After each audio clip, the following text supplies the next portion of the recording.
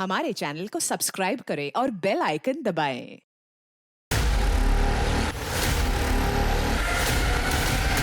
सच बोल रहा हूँ, मैंने नहीं मारा सर। वो सुभाष ने मारा होगा सर। ऐसा कुछ नहीं है सर, मेरा यकीन कीजिए, हमने किसी को नहीं मारा। जरूर पंकज ने मारा होगा। हम सच कह रहे हैं सर, हमने किसी को नहीं मारा सर। ये महेश है, इसने मेरे साथ धोखा किया है। पूरी बात बताइए। 5 साल पहले मैं महेश को एक नोएडा की कंपनी में मिली थी, जहां हम साथ में जॉब करते थे। उसके बाद हमारे बीच में प्यार हुआ और हमने शादी कर ली।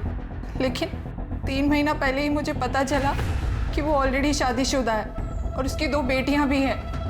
उसने मुझसे वादा किया था कि वो अपनी पहली बीवी कुसुम उसको तलाक दे देगा, लेकिन आज तक उसने उसे तलाक नहीं दिया है, ना ही कभी मुझसे इस बारे में बात करता है। फिर मैंने डिसाइड किया कि मैं मेरठ आके उसकी फैमिली से मिलूंगी और इसीलिए मैं यहाँ आई। लेकिन उसकी फैमिली ने उल्टा मुझे ये बेइज्जत किया और धक्के मार के घर से बाहर निकाला है मुझे। ये महेश कहाँ रहता है? आनंद नगर।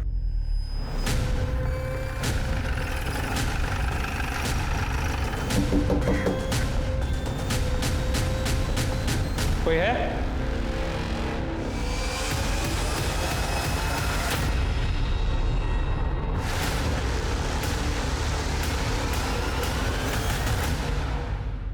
कहते हैं कि एक इंसान को उसकी बातचीत, चाल चलन, रहन सहन आदि से पहचाना जा सकता है आसानी से, लेकिन कई बार हम अपनी आसपास की घटनाओं से इतना प्रभावित हो जाते हैं कि अपना विपरीत रूप दिखाने लगते हैं। और कई बार लोग इसी रूप को असली रूप समझ बैठते हैं और ऐसी गलती कर बैठते हैं जिससे सुधार पाना मुश्किल हो जाता है। हमारा आज का एपिसोड भी ऐसे ही इंसान और उसकी पहचान की उधेड़-बुन पर आधारित है। वो 2 औरतें कौन थीं और उनका कत्ल किसने किया था, और वो औरत जो पुलिस स्टेशन में इनके लिए कंप्लेंट लिखवाने आई थी, उसका इनसे क्या वास्ता था, और क्या ये 2 औरतें गलत पहचान का शिकार हुई थी, ये जानने के लिए हमें उनके अतीत में झांकना होगा। माँ जी, वाह दीदी, आप बहुत सुंदर दिख रही हो। सच्ची बहुत सुंदर लग रही हो। सच में? किसी की नजर ना लगे तुम्हें। चीज। क्या हुआ माँ? कुछ नहीं, सोच रहे अगले महीने इस घर से विदा होकर चली जाओगी। फिर हमें भी नहीं पता हम आपके और मेघा के बिना कैसे रह पाएंगे। क्या रो रहे हो? हमें तो इस दिन का इंतजार था कि आपके सारे कपड़े हमारे हो जाएंगे। देखो माँ, हमारे कपड़े इतनी बड़ी बड़ी हो गई हो, ऐसे कौन फोटो लेता है? हम कितने बेकार दिखेंगे। इसी का तो मजा है दीदी। अरे ये देखो माँ, प्रीति तुम तो। ओहो, चीजू का फोन। अब हम उन्हें बता देंगे कि आप हमें परेशान करिए। फोन दे दो उसे। हेलो, अरे हेलो जीजू, हेलो। माँ हम आते हैं। हेलो, देखो ना माँ। क्या कर रही हो मेघा? वो भी तो परेशान करती है ना। चली जाएगी तो रोगी उसके बिना, समझी? हाँ। अरे कहाँ जा रही हो तुम? सुधा आंटी के घर पढ़ने। कहीं नहीं जाना है तुमको, चुपचाप बैठकर पढ़ो यहीं। हम जा रहे हैं। मेघा, अरे एक फोटो भेजो ना। अरे तुम्हें देखने का मन कर रहा है मेरा। ठीक है, भेज दी। बताओ कैसी लग रही हूँ? ऐसे थोड़ी बताऊंगा, मिल के बताऊंगा। अरे अभी भेजिए ना, बताओ ना प्लीज। अरे बोला ना, मिल के बताऊंगा। संदीप, घर पे बहुत सारे काम बाकी है। शॉपिंग बाकी है, पार्लर की बुकिंग बाकी है। मेरा तुमसे बहुत मिलने का मन कर रहा है। तुम कुछ भी बहाना वाना बना के आ जाओ ना। ठीक है, पर आज नहीं, कल। ठीक है। वाह भैया, ये तो बहुत बढ़िया खबर है। भैया हमको भी साथ ले चलिएगा ना? हाँ हाँ, चलना चलना, जरूर चलना। अरे मेघा बेटिया, बहुत अच्छे समय पर आई हो। तुमको पता है दंगल के आयोजन में चीफ गेस्ट बन के जा रहे हैं हम। ये तो बहुत खुशी की बात है अंकल, मुबारक हो। अरे आ गई तुम? हम तो सोच ही रहे थे, पता नहीं क्या हो गया मेरी बेटी को, अभी तक आई नहीं। आजा बैठ।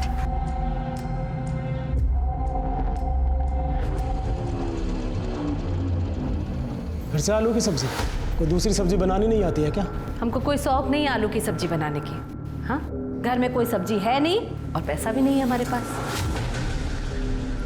तुम्हें जितने मर्जी पैसे दे लो, लेकिन यही रोना रहता कि पैसा है नहीं। अच्छा, कितने पैसे देते हैं आप? 10,000? पढ़ाई लिखाई का खर्चा भी इसी पैसे में से निकालते हैं हम। हाँ, तो हमारे पास नहीं है पैसे, सुन लिया? ये कहिए कि हमारे लिए नहीं है। वो नोएडा में जो रख रखी है ना सुमन, उसके लिए तो खूब पैसा है आपके पास। तमीज से बात करो, उससे हम शादी किए हैं, बीवी है हमारी। एक बीवी के होते हुए दूसरी बीवी नाजायज होती है। इतने तो पढ़े लिखे हैं आप, इतना तो जान। छोड़िए आपको, हम कह रहे हैं छोड़िए। तेरी जुबान बहुत चलने लगी है। छोड़ दीजिए, छोड़िए, बहुत चलने लगी है। छोड़िए उन्हें, छोड़िए। आप सिर्फ माँ को यहाँ पे मारने और उन्हें जलील करने के लिए आते हैं क्या? एक तो आपको बाबा कहते हो ना, शर्म आती मुझे। आप प्लीज यहाँ से चले जाइए। बहुत जुबान चल रही है तेरी। तू भी अपनी माँ के नक्शे कदम पर चल रही है क्या? अरे हमें कोई शौक नहीं है आने का।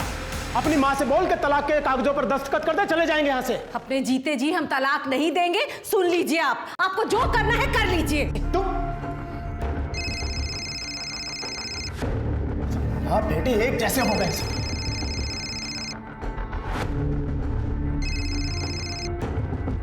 क्या है? तमीज से बात करो मुझसे, कुसुम नहीं हूं मैं। याद है ना, तुमने मुझसे वादा किया है कि इस बार तलाक लेके ही घर लौटोगे।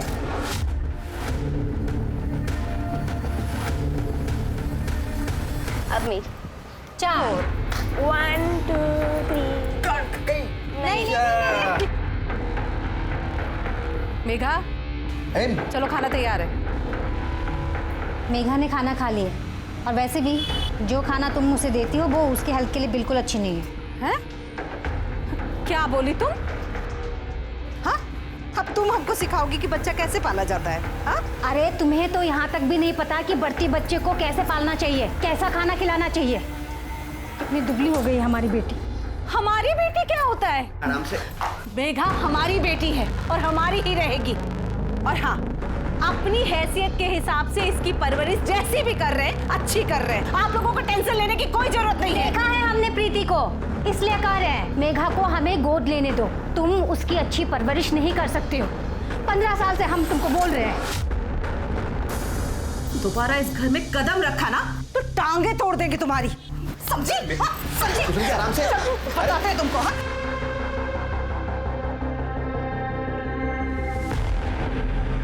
हमें हर हाल में मेघा चाहिए। तुम चिंता मत करो, ऐसा दाव लगाएंगे कि मेघा हमारी ही होगी। जैसे जैसे शादी के दिन नजदीक आते जा रहे हैं, निखरती जा रही हो तुम। अच्छा, अरे ये झुमके तो बहुत अच्छे लग रहे हैं तुम्हारे। सच में? हाँ। माँ ने दिए। पता है संदीप, हमारी माँ ने ना बहुत स्ट्रगल किया है। मैं चाहती हूँ कि मैं उन्हें जिंदगी की वो हर खुशी दूँ जो वो डिजर्व करती है। और इसमें हम तुम्हारे साथ हैं।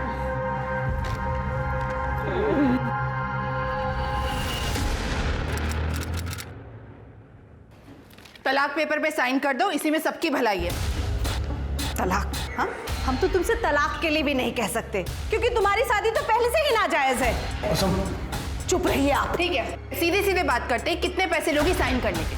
क्यों मैडम, ये फिल्म नहीं है, असल जिंदगी है। एक बात कान खोलकर सुन लो, अपने जीते जी हम इन्हें नहीं छोड़ेंगे। जो करना है कर लो।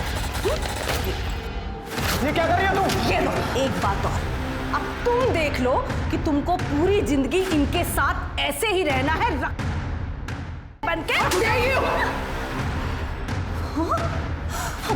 हाथ कैसे उठाई? कुसुम छोड़। अरे कैसे हुई यार? ये सब ना आपकी वजह से हो रहा है। इस सब के जिम्मेदार आप हैं। तू अपनी जुबान बंद रख। छोड़ेंगे नहीं। पागल हो गई क्या? हटाओ, क्या कर रही हो? छोड़ो मुझे। तुम्हारा तो मैं वो हश्र करूंगी ना कि तुम्हारी रूह तक कांपेगी। अरे जाओ यहाँ से।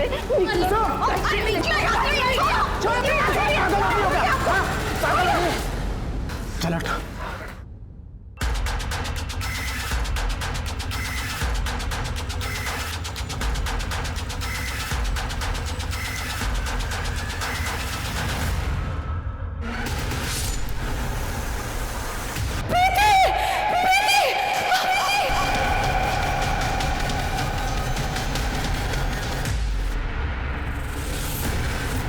चेक करो जिंदा है क्या।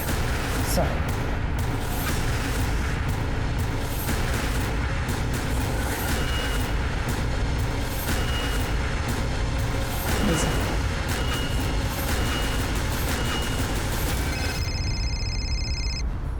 हाँ शर्मा बोलो।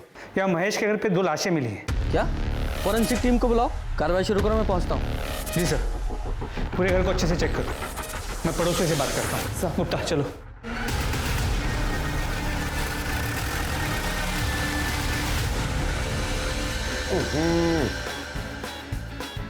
काली मिर्च के अंडे का ये मतलब थोड़ी ही होगा कि सारी की सारी काली मिर्च एक बार में झोंक दी जाए।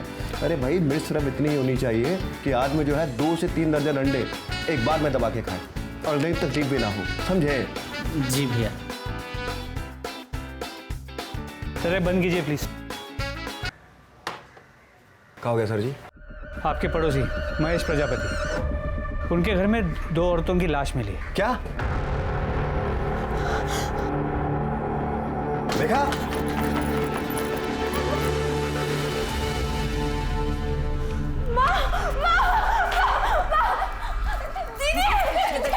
मेघा, मेघा, संभालो अपने।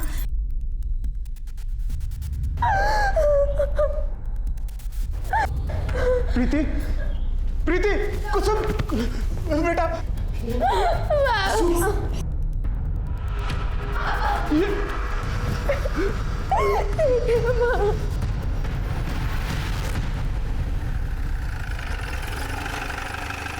सब इस तरफ। सर जब हम आए तो दरवाजा ऑलरेडी खुला था, फोर्स्ड एंट्री का कोई निशान नहीं है। पड़ोसियों ने बताया कि यहाँ अक्सर लोग दिन में दरवाजा खुला रखते हैं। What is? सर यहाँ सर ये महेश प्रजापति, इनकी बीवी कुसुम प्रजापति, वो बड़ी बेटी प्रीति प्रजापति। पर सर ये उनके पड़ोसी हैं। इनके घर पे म्यूजिक काफी लाउड बज रहा था, इसलिए शायद किसी ने कुछ सुना नहीं। सर पूरे घर में या किचन में स्ट्रगल के निशान नहीं है, लेकिन ये चूड़ियां टूटी हुई है, ना ही चोरी का मामला।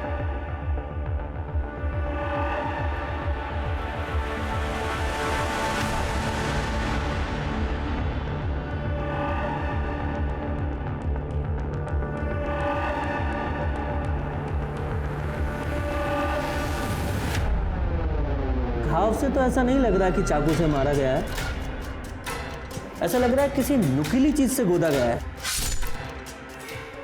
मर्डर वेपन मिला? नहीं सर। शर्मा बॉडीज को पोस्टमार्टम के लिए भेजो, फॉरेंसिक को बोलो कि पूरे घर से फिंगरप्रिंट्स उठाएं। जी सर।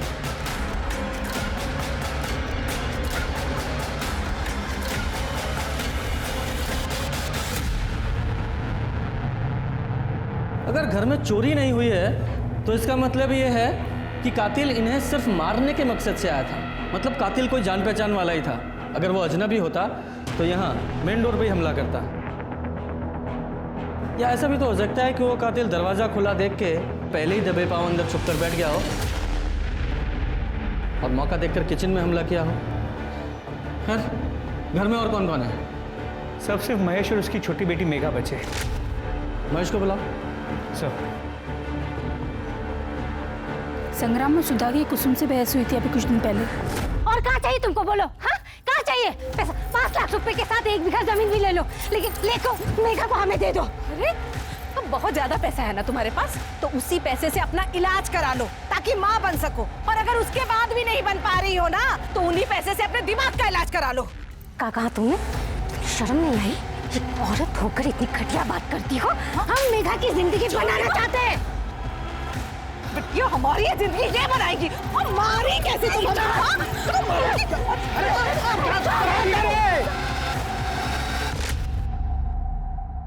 बेटा तुम्हें किसी पे शक है? कौन तुम्हारी मम्मी और बहन को मार सकता है? नहीं पता सर। अच्छा तुम कब से इनके घर पर थी? सुबह से। वो आज हमारी शादी की सालगिरह है ना, और मेघा को हम अपनी बेटी की तरह मानते हैं, इसलिए वो हमारे साथ हमारे घर पर ही थी। आज आप दोनों ने आसपास कुछ ऐसा अनयूजुअल देखा या सुना? जरा याद करके बताइएगा, क्योंकि एक छोटी सी इन्फॉर्मेशन हमारे लिए बहुत काम की हो सकती है। नहीं सर। और आप भी घर पे ही थे? नहीं सर, हम तो अखाड़े में थे जी। आपके आने से तकरीबन आधा घंटा पहले तो आए थे हम। सर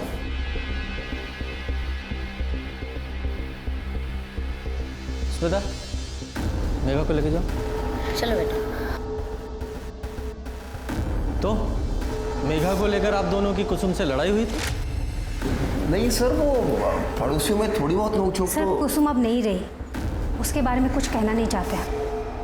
और वैसे भी इस घर की हालत देख रहे हैं आप, मेघा की परवरिश तक ठीक से नहीं हो पा रही। मेघा को हम गोद लेना चाहते थे, उसे एक अच्छी ज़िंदगी देना चाहते थे, इसमें गलत क्या है?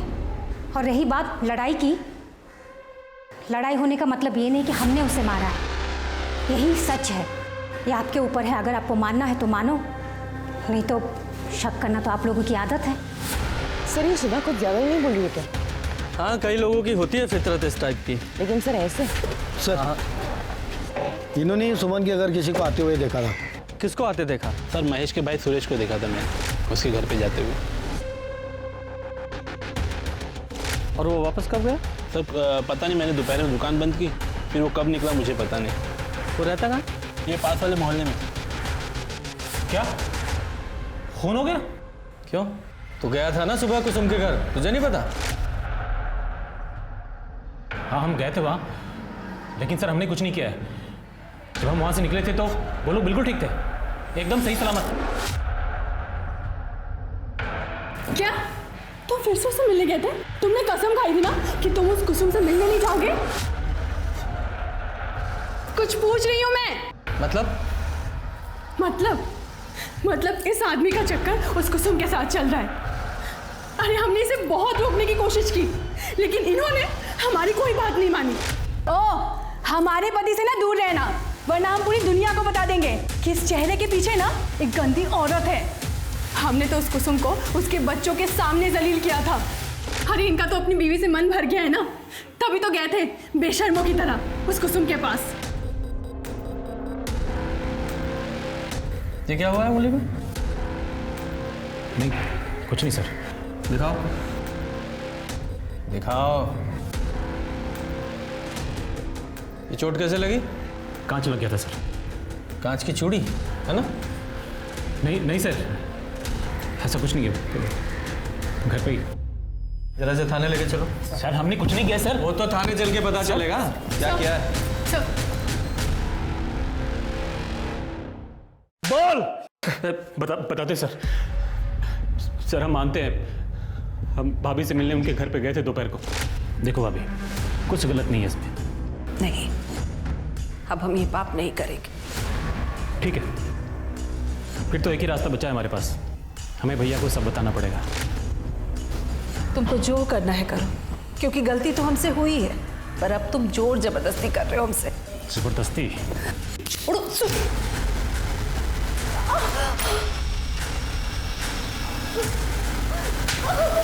मुंह तोड़ दूंगा तुम्हारा। छोड़ो मुझे, छोड़ दो मुझे, मन भर गया मुझसे। छोड़ दो मुझे। चाचा जी छोड़िए नहीं। चाचा जी आप जाइए यहाँ से। इसके पहले चाची मेरी माँ को कुछ उल्टा सीधा बोले। बहुत गलत कर रही हो तुम, पछताओगी। यही सच है सर, हम जो कुछ भी जानते थे आपको बता चुके हैं, हमें जाने दीजिए सर। लेकिन ये अधूरा सच है, जब तक ये पूरा सच नहीं उगलता खातिरदारी करते रहो। सर ऐसा मत कीजिए सर। इस केस में बहुत उलझन है। देखा जाए तो कुसुम की मौत से सबसे ज़्यादा फायदा महेश को था। ये भी हो सकता है कि सुरेश ने अपने और कुसुम के रिश्ते के बारे में महेश को बताया हो। महेश को गुस्सा आया, उसने कुसुम को मार दिया, और जब वो कुसुम को मार रहा था प्रीति ने देख लिया, तो इसलिए उसे प्रीति को भी मारना पड़ा। सर वैसे मोटिव संग्राम और सुधा के पास भी है, क्योंकि कुसुम और प्रीति के मौत के बाद महेश खुशी खुशी मेघा को इन दोनों को गोद दे देता ताकि वो अपनी जिम्मेदारियों से मुक्त हो सके। हो सकता है, लेकिन ये सुरेश अपनी भाभी कुसुम को संबंध बनाने के लिए ब्लैकमेल कर रहा था, और मर्डर वाले दिन वो उसके घर भी गया था, उसके हाथ में भी चोट लगी है। ये सारी चीजें इशारा करती हैं कि वो कातिल हो सकता है। सर और एक शख्स है जो माँ और बेटे को मार सकता है, सुमन, क्योंकि उसने इन दोनों को धमकी दी थी। लेकिन कोई खुद मर्डर करके खुद कंप्लेंट लिखाने क्यों आएगा? कंफ्यूज करने के लिए सर। जब कुसुम ने सुमन को 10 तारीख को घर से बाहर निकाला था, तो 10 तारीख को ना आके 11 तारीख को कंप्लेंट लिखाने क्यों आएगी? ये महेश है, इसने मेरे साथ धोखा किया है। Yes, she has a point. Sharma, इस महेश और सुमन की सीडीआर निकालो और ये पोस्टमार्टम रिपोर्ट को जल्दी से जल्दी देने के लिए बोलो। जी सर। और महेश के वकील को तुम फॉलोअप कर रही थी ना, क्या हुआ उसका? सर उसके ऑफिस में मैसेज भिजवाए हैं। और वो संग्राम, उसका वो चमचा सुग्गा, बुलाओ सर। जी सर। तुम्हें पुलिस के पास जाने की ज़रूरत क्या थी? हम तो रास्ता निकाल ही गए थे ना। तुम तो चुप ही करो। तुम इस लायक होते ना तो मुझे बीच में पढ़ने की ज़रूरत ही नहीं होती। पर अब क्या फ़र्क पड़ता है इन बातों का? मुझे जो चाहिए था वो तो मुझे मिल गया।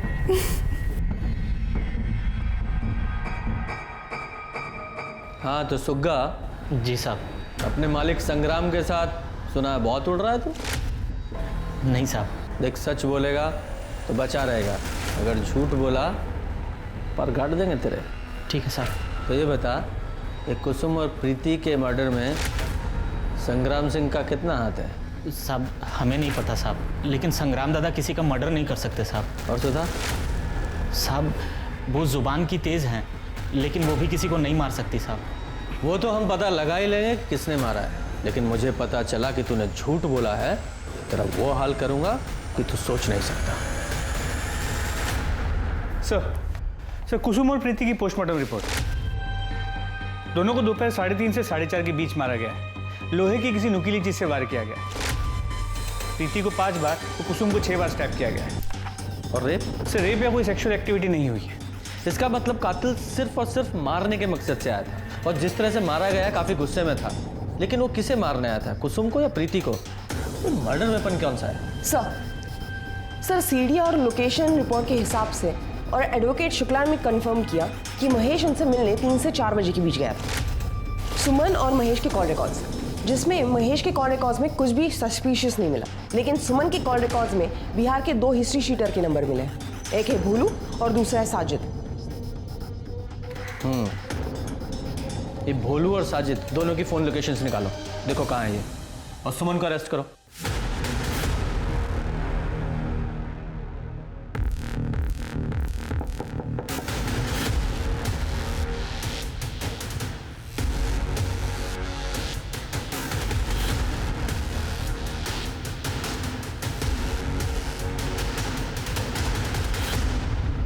तुम्हारे सीडीआर और भोलू और साजिद के फ़ोन लोकेशन से पता चला है कि वो दोनों कॉन्ट्रैक्ट किलर भी सेम डे यहाँ मेरठ में ही थे।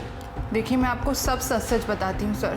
मैं महेश की लीगल वाइफ बनना चाहती थी और इसीलिए मैंने भोलू और साजिद को कुसुम को मारने की सुपारी दी थी, लेकिन बाद में मैंने अपना इरादा बदल दिया था। देखिए मुझे लगा कि अगर इन्वेस्टिगेशन हुआ और मैं पकड़ी गई तो पूरी ज़िंदगी मुझे जेल में रहना पड़ेगा और मैं महेश से तो कभी मिल ही नहीं पाऊंगी। इसलिए मैंने सोचा कि मैं केस कर कर उस पर प्रेशर बनाती हूँ। मैं आपके पास पुलिस कंप्लेंट भी लिखाने आई थी और इसके बावजूद भी अगर वो कुसुम को तलाक नहीं देता तो मैं केस वापस लेने के नाम पर नोएडा वाला घर अपने नाम करा लेती। देखिए इतना तो मेरा हक बनता है ना सर। तुम्हारा पुलिस में कंप्लेन करना और उन कॉन्ट्रैक्ट किलर का यहाँ मेरठ में मौजूद होना, टाइमिंग इतनी अच्छी है ना कि तुम्हारी बातों पर यकीन करने का दिल ही नहीं कर रहा है। जब तक सच्चाई पता नहीं लग जाती आप कस्टडी में रहेंगे। सर मेरी बात पे यकीन कीजिए, मैंने बिल्कुल भी झूठ नहीं बोल रही हूँ सर। मैंने कुछ नहीं किया, मैंने किसी को नहीं मारा। थोड़ा सा खा लो कुछ।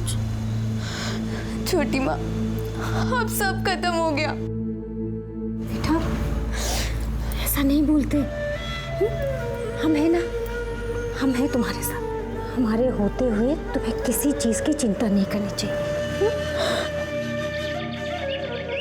शर्मा, ये भोलू और साजिद का क्या हुआ? सर खोज जारी है। पर मुझे एक बात खटक रही है, ये सुमन के पास कुसुम को मारने का मोटिव था और उसने उन कॉन्ट्रैक्ट किलर को उसकी सुपारी भी दी थी, लेकिन प्रीति का क्या? उसे क्यों मारा गया? उसकी शादी होने वाली थी, कहीं ऐसा तो नहीं कि उसके किसी पुराने आशिक ने या फिर एक तरफा प्यार करने वाले ने कांड किया हो? मुमकिन है सर। प्रीति की सीडीआर और उसकी फ़ोन लोकेशंस निकालो, और हाँ उसके मंगेतर से भी बात करो। सर तब तक हम महेश और मेघा से बात करके आते हैं। चलो। जी सर। प्रीति और उसकी माँ को कौन मार सकता है?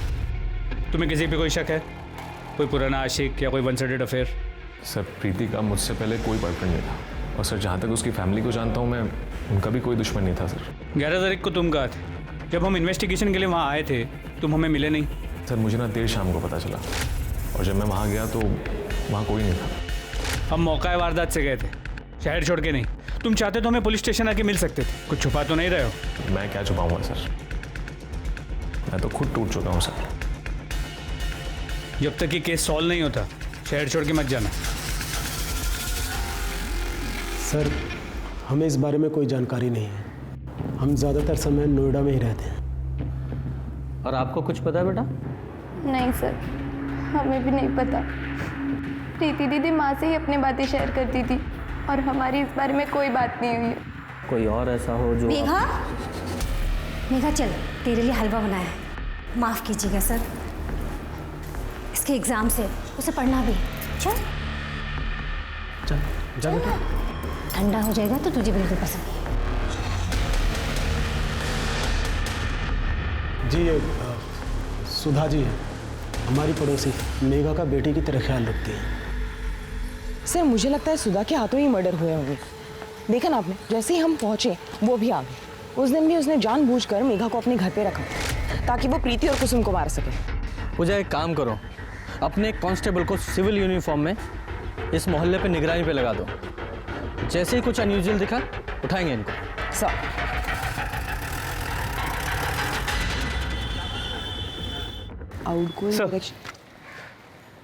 प्रीति की सीडीआर और लोकेशन रिकॉर्ड्स से इससे कुछ ज़्यादा इन्फॉर्मेशन हाथ नहीं लगी। ज़्यादातर कॉल सिर्फ एक नंबर पे हुए हैं, उसके बॉयफ्रेंड संदीप के नंबर पे। और जैसे संदीप ने बताया था, उसके किसी एक्स बॉयफ्रेंड या वन साइडेड लवर का कोई कनेक्शन सामने नहीं आया। इस भोलू और साजिद को जल्द से जल्द पकड़ना होगा। आपको जान से मारने की क्या जरूरत थी? अभी का तो फिर भी समझ में आता है, बेचारी प्रीति ने क्या बिगाड़ा था आपका? तेरा दिमाग खराब हो गया है क्या? मैं उन्हें क्यों मारूंगा भला? तू तो बहुत शरीफ है ना, जो अपने भाई की गैर मौजूदगी में अपनी भाभी के साथ गुलछर्रे उड़ाता था, और जब दिल भर गया तो उसका खून कर दिया। लेकिन मेरी बच्ची ने क्या बिगाड़ा था तेरा? उसे क्यों मारा तूने? मैंने किसी को नहीं मारा है। पुलिस के पास संदिग्धों की फहरिस्त बहुत लंबी थी। महेश कुसुम से हर हाल में पीछा छुड़ाना चाहता था और वहीं सुरेश, उसका कुसुम से नाजायज रिश्ता चल रहा था और वो मौका वारदात पर गया भी था। संग्राम सुधा मेघा को 15 सालों से हासिल करना चाहते थे, लेकिन कुसुम उनके रास्ते का सबसे बड़ा रोड़ा थी। वहीं सुमन, उसने बिहार से 2 हिस्ट्री शीटर्स को बुलाया था इस हत्या को अंजाम देने के लिए, और मेरठ में वो हत्या के दिन मौजूद भी थे। इतने सारे लोगों के पास हत्या करने की वजह तो थी, लेकिन पुलिस को सुमन के अलावा किसी के भी खिलाफ सबूत नहीं मिला। सुमन ने ये तो माना कि उसने भोलू और साजिद को हत्या करने के लिए बुलाया था, लेकिन उसका ये भी कहना था कि एंड मोमेंट पे उसने हत्या करने से मना कर दिया था। लेकिन ये बात पुलिस को हजम नहीं हो रही थी, इसलिए वो भोलू और साजिद को ढूंढने में लग गए। लेकिन इस बीच पुलिस के हाथ कुछ ऐसा लगा जिसने इन्वेस्टिगेशन की दिशा ही बदल दी। सर देखिए क्या मिला है। ये तो प्रीति है। जी सर, लड़कों के चेहरे क्लियर नहीं है, मगर प्रीति का चेहरा क्लियर है, और उसे देख के लगता नहीं है कि जो कुछ भी उसके साथ हो रहा है उसके मर्जी के खिलाफ हो रहा है। और सर ये देखिए, एंगेजमेंट रिंग, मतलब ये वीडियो हाल फिलहाल में बनाया गया है। राइट। वीडियो की वॉइस बहुत डिस्टर्बिंग है, इसे एनहेंस कराओ। और तुम जरा पता करो कि ये वीडियो कहाँ से अपलोड हुआ है, आईपी एड्रेस निकालो। जी सर।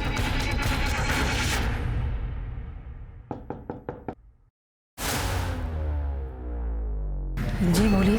पंकज यहीं रहता है? हाँ, मैं पंकज की मम्मी हूँ। जरा बुलाइए उसे। वो तो अपने दोस्तों के साथ दिल्ली गया हुआ है। कब गया? ये कुछ 11 अक्टूबर को। आपके बेटे ने एक लड़की का अश्लील वीडियो अपलोड किया है। क्या? ऐसा नहीं हो सकता। कंप्यूटर जब्त कर लो, और जिन दोस्तों के साथ तो दिल्ली के उनकी डिटेल्स दीजिए मुझे। सर पंकज के कंप्यूटर में कोई और अश्लील वीडियो नहीं मिला, और उसका फोन अभी भी स्विच ऑफ है। यानी कि उसे पता था कि हम उस तक पहुंचने की कोशिश जरूर करेंगे, इसीलिए सब कुछ डिलीट किया और गायब हो गया। तोड़ो उसे। सर हमने उस अश्लील क्लिप के ऑडियो को एनहांस किया, ये सुनिए। यार ये संदीप बार बार कॉल क्यों कर रहा है? संदीप सर मेरी बात तो सुन लीजिए सर एक बार प्लीज। अरे मैंने नहीं मारा सर उसे, सच बोल रहा हूँ, मैंने नहीं मारा सर। वो सुभाष ने मारा होगा सर। कौन सुभाष? सुभाष पांडे सर, सुभाष पांडे दोस्त है सर मेरा। अभी कुछ दिन पहले सर 1 लाख रुपए उधार लिए थे उससे, और टाइम पे वापस नहीं दे पाया सर मैं।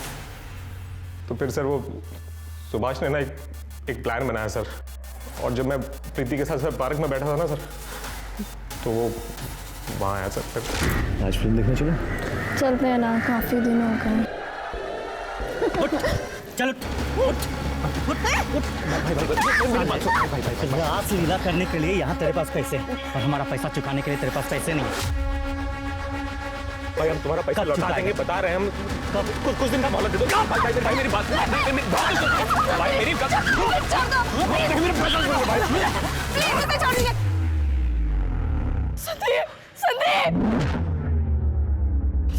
सुनिए, आप ही हमारे चुपके रख लीजिए। ये बाकी के जो भी पैसे हम बाद में दे देंगे हम आपके। प्लीज हमें माफ कर दीजिए प्लीज। संदीप तुझसे तो मुझे कुछ और ही चाहिए। नहीं, छोड़ो मुझे, छोड़ो मुझे।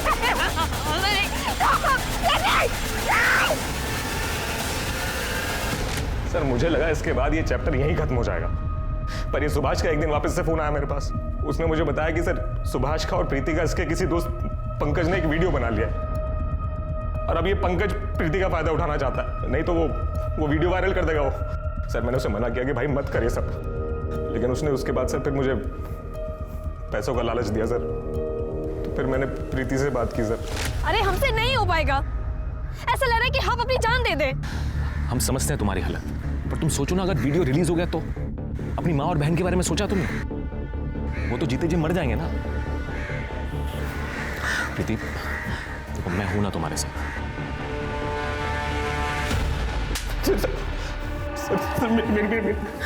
शर्म नहीं आई तुझे अपनी ही मंगेतर के साथ इतना घिनौना काम करते हुए?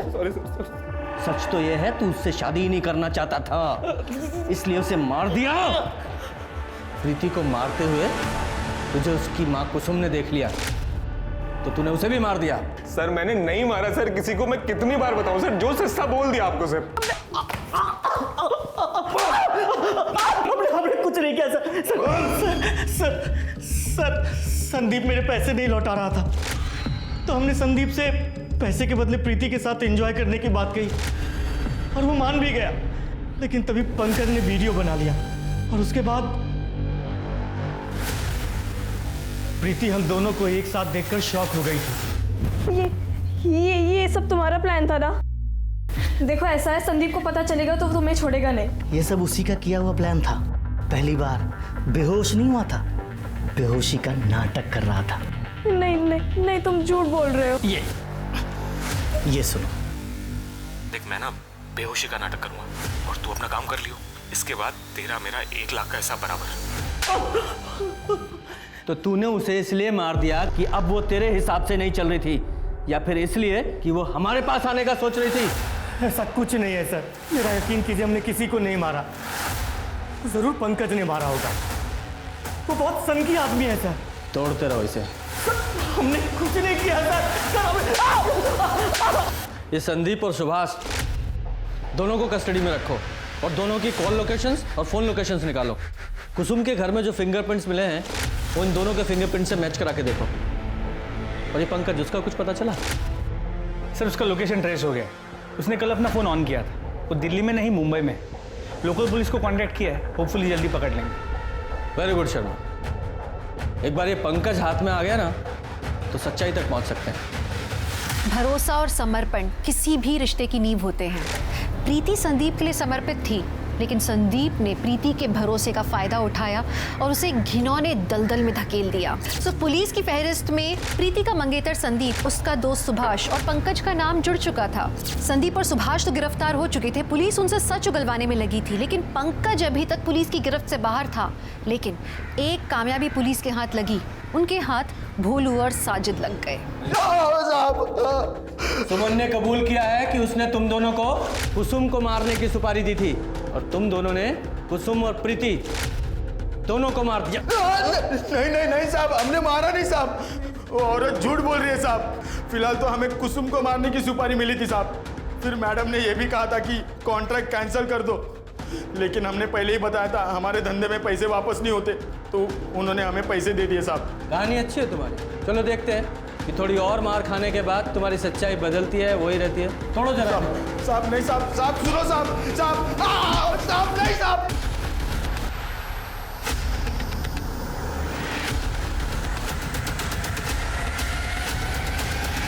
अरे हमने किसी को नहीं मारा सर। सर हम सच कह रहे हैं सर, हमने किसी को नहीं मारा सर। तो भागा क्यों?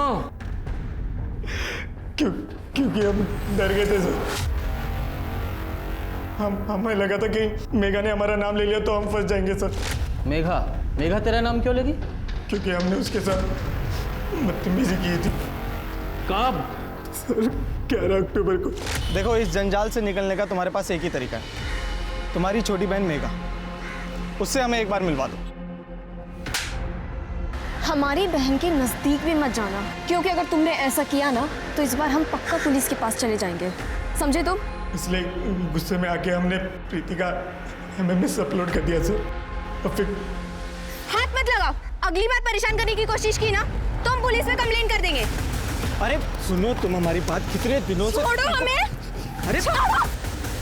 हम डर गए थे सर, हमें लगा मेघा ने अगर घर वालों को या आपको हमारे बारे में बता दिया तो इसलिए हम घर छोड़ के भाग गए थे सर, लेकिन हमने किसी को मारा नहीं है सर।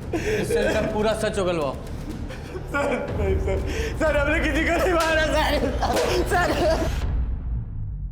बेटा, तुम्हारे साथ किसी ने बदतमीजी करने की कोशिश की थी? देखो बेटा, झूठ मत बोलना, क्योंकि जिसने बदतमीजी की थी उसने खुद हमारे सामने कबूला है। हाँ। तो ये बात तुमने पहले क्यों नहीं बताई?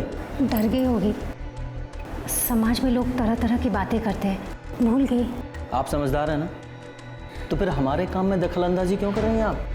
हमने उससे पूछा है ना, आपको जवाब देने की क्या ज़रूरत है? अगर नेक्स्ट टाइम आपने ऐसा किया, आपको अरेस्ट करके थाने लेके जाऊंगा, वहीं पूछताछ करूंगा मैं। शांत बैठिए आप। बोलो बेटा। हम डर गए थे, समाज में लोग तरह तरह की बातें बनाते, हम भूल गए।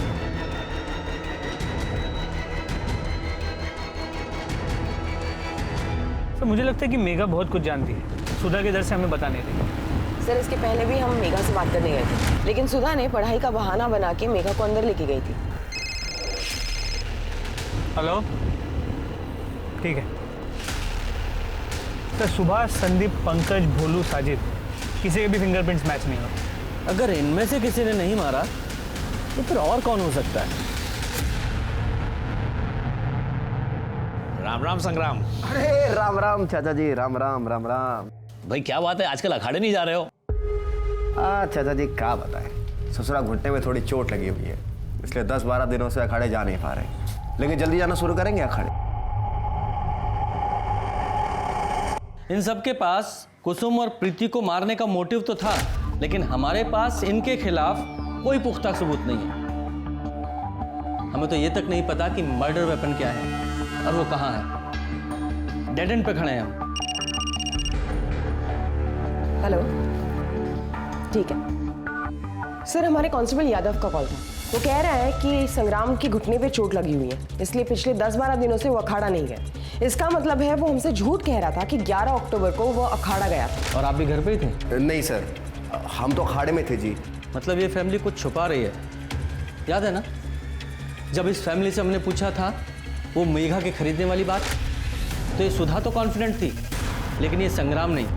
लेकिन सिर्फ शक की बिना पर, बिना सबूत के हम कुछ नहीं कर सकते। पूछताछ करने के लिए हमें इसे अरेस्ट करना पड़ेगा। लेकिन सर, किस बिना पर? फेक चार्जेस लगाते हैं, लेकिन हम उसे 24 घंटे से ज़्यादा कस्टडी में नहीं रख सकते। शर्मा, आज फ्राइडे है ना? जी सर। आज इसे अरेस्ट करो। कल सैटरडे और संडे कोर्ट बंद रहेगा, मंडे से पहले जमानत नहीं मिलेगी। समझ गया।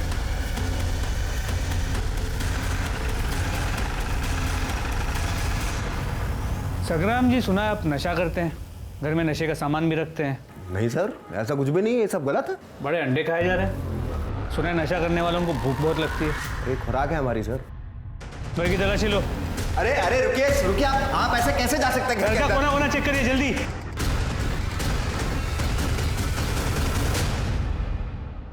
संग्राम जी, ये क्या है?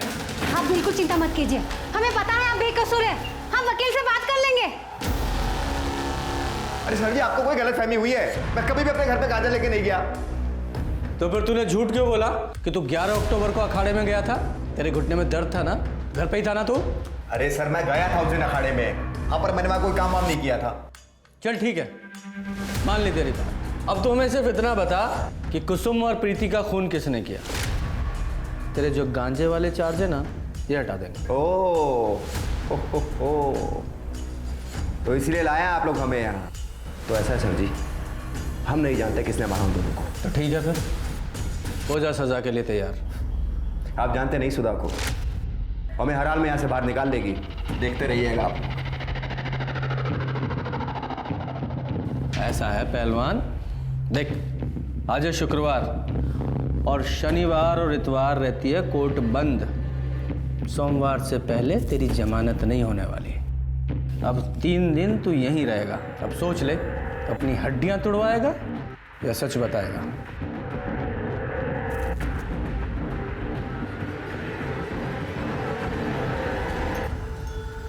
सर लगता नहीं कि ये संग्राम इतनी आसानी से टूटेगा। पर इसे तोड़ने का कोई तरीका तो खोजना पड़ेगा ना।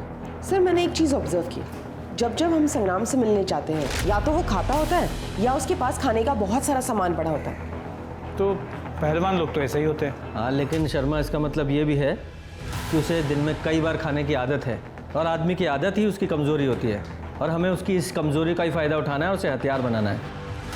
इस संग्राम का खाना बंद कर दो, भूखा रहेगा अपने आप टूटेगा और सारी सच्चाई उगलेगा। सर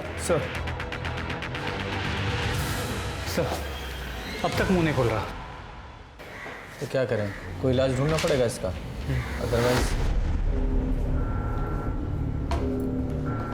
संग्राम जी के लिए खाना लाए। क्या हम अपने पति से मिल सकते हैं? जी नहीं, आप उनसे नहीं मिल सकती।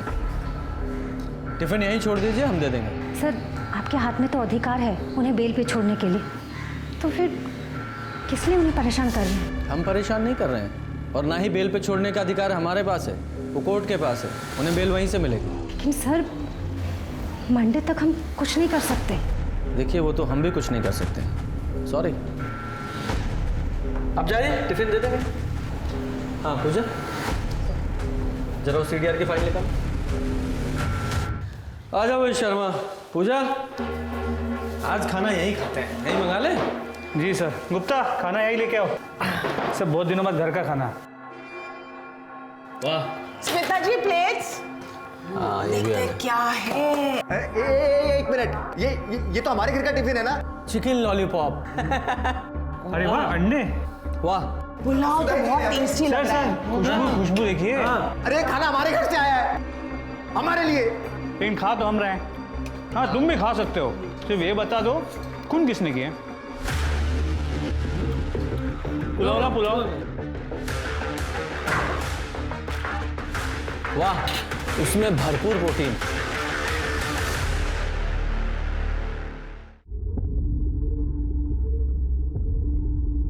मैडम। अरे सुधा जी, आप टिफिन लेके आ गई? जी सर। अच्छा हुआ, कल का खाना बहुत अच्छा था। ऐसे संग्राम जी ने कहा। सर वो उनसे एक बार मिल पाते थे। नहीं, हम टिफिन दे देंगे। आप जाइए, आप नहीं मिल सकते। चलो। वाह वाह वाह, आज फिर चिकन। बाबा वैसे संग्राम जी, आपकी बीवी खाना बहुत अच्छा बनाती है। अरे भाई जल्दी, आज क्या है आज? Sir chicken biryani, chicken curry और ये दाल मखनी। एक काम करो शर्मा। हाँ। अरे पहलवान के घर से खाना आया है, 2 दिन हो गए कुछ खाया नहीं है, थोड़ा सा भाई को भी दो। ये लो पहलवान, खा लो, घर का खाना है।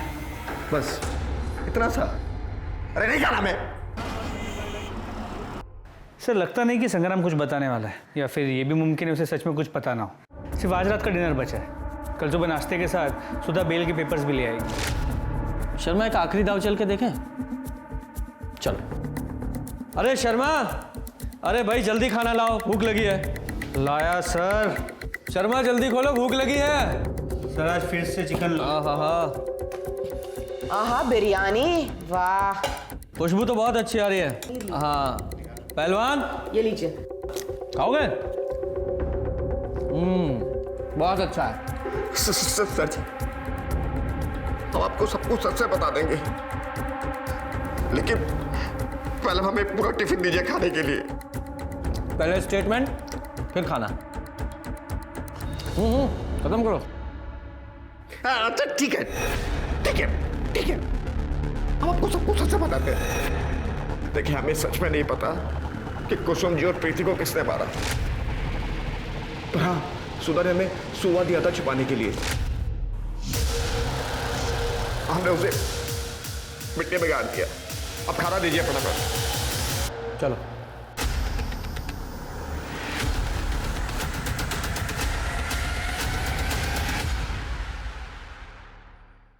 अब बचने का कोई चांस नहीं है। हमें मर्डर वेपन मिल चुका है।